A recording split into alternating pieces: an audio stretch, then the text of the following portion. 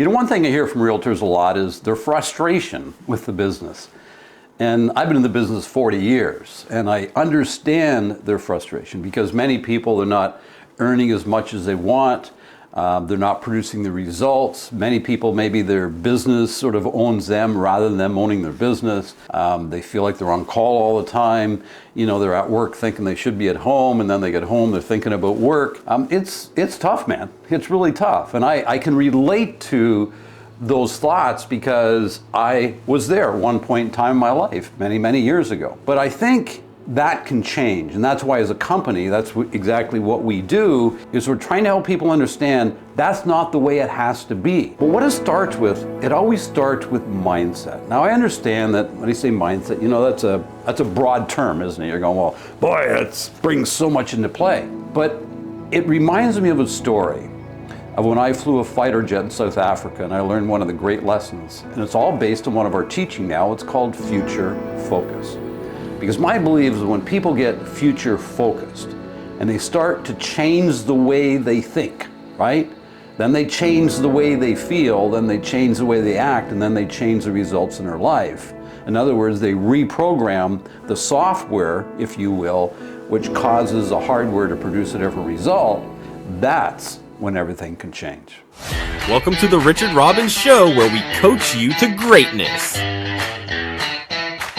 When I was 25 years old, I sat down at my kitchen table, single, not knowing what I wanted to do the rest of my life, and I decided to write down everything that I wanted to do before I died. And I've written down 58 things I wanted to do before I died. And one of them was fly a fighter jet. Another actually was to race a NASCAR. And interesting enough, both of them came true. And that's what's really amazing. So I look about 16 years after that, maybe 17 years after that, I had the good fortune to get invited to South Africa to speak. And I showed up, I was with my father, I was at the Sheraton Hotel right in Cape Town. I checked into my room. And when I checked into my room, there was a magazine sitting in front of the couch. You've probably seen those before, you know, with all the local fairs and what's going on. And on the front page, on the cover, it said, fly a fighter jet in South Africa. And I remember looking, I go, this is crazy. Like, I wrote this down how many years ago and almost forgot about it, if you know what I'm saying. And I said, well, I gotta check this out. So anyway, I make the phone call and I find out how much it is. And I sort of said, well, I guess I'm not flying a fighter jet here in South Africa. Well, that night I went out for dinner with my dad, and we're having dinner. And of course, he had the same magazine in his room. And you know, he said to me, he goes, did you see that magazine, you know, about flying a fighter jet? I remember one day, you told me you really want to do that. I go, yeah, that'd be really cool. But Dad, I checked how much it was, and I said, I'm not going to be flying a fighter jet.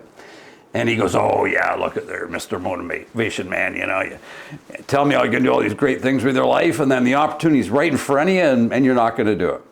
Anyway, 2 days later, I show up at a place called Thunder City to get prepared to fly a fighter jet. And of course I get there, and they get me the, you know, the black uniform, jumpsuit, and they fit me for a helmet and the whole deal. And then they take me into this room, and they were teaching me how to use an ejection seat. Yes, there was literally a seat sitting right middle of the room, and they sat me down, they showed me the straps you pull to eject, and I said, why is it I need to learn this? And they said, listen, chances are you're not going to need it, but we've got to train you on it. So they trained me on about a half an hour, got used to pulling the different straps, and then I jumped out, and then I put the helmet under my arm, and I walked it onto the tarmac, and I must admit, for a moment I felt a little bit like Tom Cruise, if you know what I'm saying. Didn't look like him, I just felt like him. And we walk into the jet, and they had put a set of stairs on the side of the jet. Anyway, I climb up the set of the stairs, and you know, I get in and I sit down, and they had reconfigured the cockpit, because originally it was pilot up front, co-pilot in the back, and they reconfigured it so that I could sit right beside the pilot. So we get in there and they strap me all in, you know, they got my legs strapped to the seat and all that. And then he pulls out these pins, and he looks at me and he goes, your seat is now live. He said, if you pull any of those straps that we showed you before, he said, guess what? You're going straight up into the air about 100 feet. And so anyway, we start taxiing it out, and I'm talking to the pilot, and we still got the canopy up, you know what I mean? And we're cruising out. Honestly, it felt so cool. Then all of a sudden the pilot, you know, brings down the canopy, and it just locks in all of a sudden. And then it sort of gets real. I'm sitting there, I'm going, oh man, this is incredible. I started to get a little bit nervous. So the pilot's talking to me, and you know, I got the oxygen mask on, got the helmet on, can hear him in the helmet.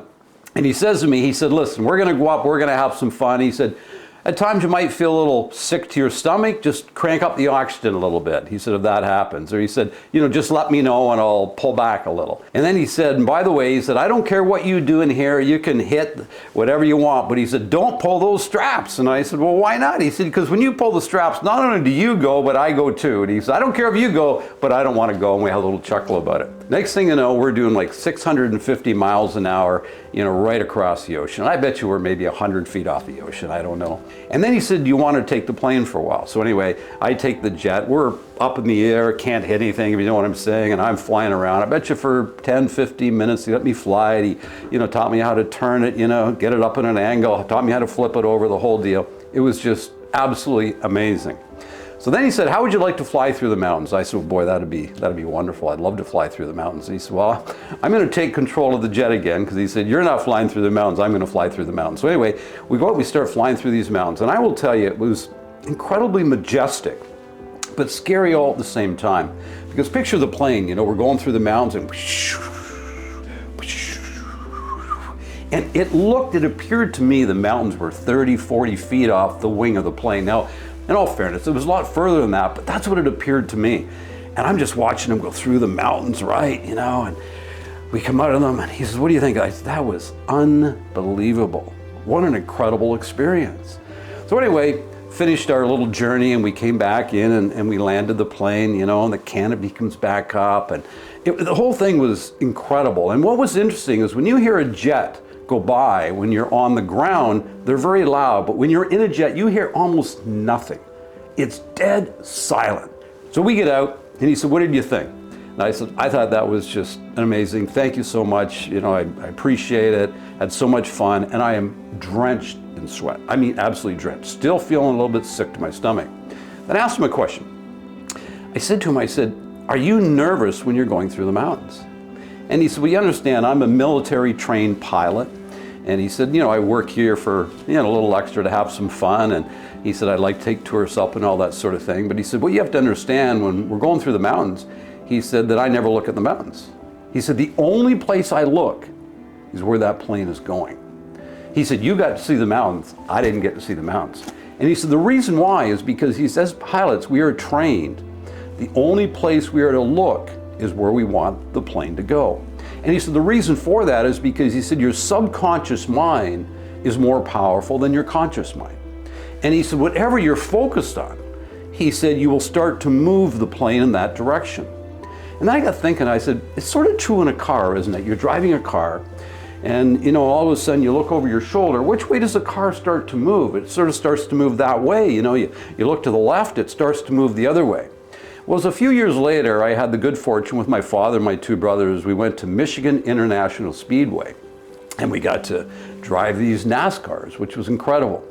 So, of course, we had to go through the whole training routine. That took a couple hours, actually, to take us through all of that. And here's what they said. They said, there's two things that we want you to keep in mind as you're coming into these corners. They said, number one, trust the car. There's going to be times that you don't think this car is going to be able to make that turn. These cars will make that turn. There's no question. So trust it, just stick with it, it'll be fine. They said the second thing, if for whatever reason you go into a spin, which probably will never happen, but if you go into a spin, don't look at the wall. We're going, what do you mean don't look at the wall? They said, you do your very best to focus on where you want that car to go. So in other words, you got to look back at the track and get that car back under control. And I'll never forget, I'm driving, back to Toronto that night with my dad and my two brothers, and we were talking about, and I was talking about the fighter jet, and I was talking about the race car, and I said, isn't it interesting? Whether it's a fighter jet, whether it's a race car, they tell you exactly the same thing. You look where you want the car to go. You look where you want the jet to go. And then I said, it's one of the greatest lessons for life, and I call it future focus, is what I call it. It's one of our teachings here at the company. And I said, sometimes we get so caught up in focusing on what isn't right in our life, or we get so, focused on, what's happening over here, that we're not looking forward into the future. And when I think about all the great people I've met, I've always said there's sort of two things that I see that they all can do. Number one is they have this incredible ability to see what it is they want in life. They can picture it in advance. It's almost like everything in life is created twice. It's created mentally first and physically second. No different than somebody building a house. The architect creates the house first, okay, on paper, and then they build it. And I've come to believe that everything in life is like that. If you want something really, really cool, we got to future focus. We got to decide, what is it that we want? Where do we want to go? What do we want to have? And most importantly, who do we want to be? And then write this stuff down. Because I can tell you, by me writing that dream list when I was 25 years old, and of course I've updated it every year on a regular basis, that so many of those things have come into my life. So the first thing I see with anybody that is successful in the world, and when I say successful, it might be money, it might be business, it might be relationships, it might be physically, whatever it is to you, is they have the ability to see things not just as they are, but as they want them to be. And I remember Dan Sullivan, a great entrepreneur coach, he said to me one time, he said, your eyes will only see and your ears will only hear what you're looking for. And that's the power of the subconscious mind.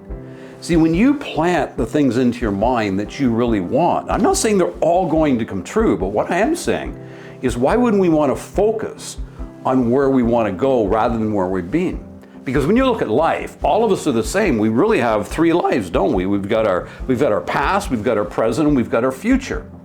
And whatever you do in your present, that's going to create your future. And if you continue to do the same things in your present that you've always done in your past, then what happens is your future actually becomes a complete repeat of our past.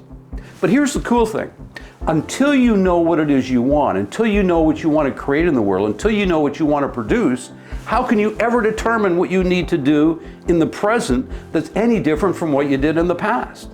And that's the power of future focus. See, the minute you sit down and you write down who you want to be, what you want to do, where you want to go, what you want to have, the business you want to build, the lifestyle you want to have, once you start writing all those things down, you now can determine, what do I need to do in the present to make that come true? Think about this. Let's say you've never run a marathon before in your life. Never. And all of a sudden you say, I'm going to set a goal. I'm going to run a marathon this year. I'm going to run a marathon in 8 months. Then wouldn't you all agree that what you got to do, now you've decided you want to run a marathon, what do you now need to do? Now what you need to do is you got to sit down and create a plan, don't you? Because you're going to have to change your behaviors so that you can run a marathon if you've never run one before. When you think about everything in life, it's exactly the same. It's exactly the same. So as I said, the first ability of people that I know that are successful is the ability to see in advance what it is they want out of life and what they want to create. And then the second, they have this innate ability to take action. They'll look at it and they'll say, okay, that's what I want to create. There's my future right there. And I don't want my future to be a repeat of my past. I want my future to be better than my past, which means I have to do something different in the present than I've always done in the past. So I got to first determine what I want in the future. Once I determine what I want in the future, then I can create these behaviors, just like running a marathon, that'll cause me to move towards that. Make sense? And then the second is they have this innate ability to go ahead and take all of this action. So when I look at life, I believe that future focus is probably one of the most important things. Like, get clear on what it is we want, whether it's writing down a dream list, whether it's reviewing your goals every Monday morning before you start work. Like, get them in there. Get them in your subconscious and your conscious mind. And start planning. Start taking different behaviors and start moving towards the things that you want in life. Because what's really cool, it is true, anything is possible. The greatest challenge I see for a lot of people is they have trouble deciding what it is they want. They sit down and they don't know. So just brainstorm, have some fun, go online, look at things, and start getting really excited about the possibilities for your life. Because I'll tell you, I've seen what some people have achieved, and I look at them, I've met them, they're wonderful human beings. But I can promise you, they're no smarter than you. It's just that they have a future focus, and then they take action. Remember, everybody, it's a beautiful life. Make it count. And as always, I want to thank you for sticking around to the end of this particular video. And remember, if you like this type of content, please subscribe to my channel and please share with other people that you think would benefit from hearing this type of message. That way it allows us to get this to more people in the future.